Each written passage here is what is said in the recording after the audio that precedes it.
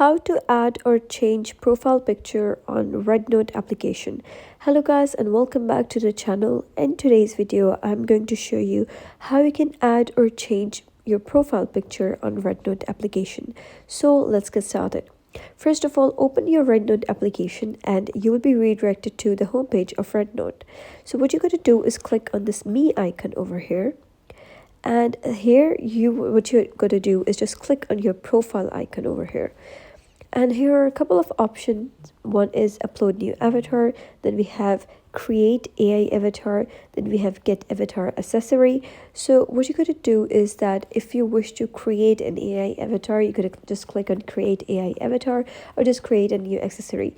But however, if you wish to upload any picture from your phone's gallery, you're going to click on upload new avatar. So once you click on upload new avatar, you will be able to see all of the pictures that are in your gallery right now.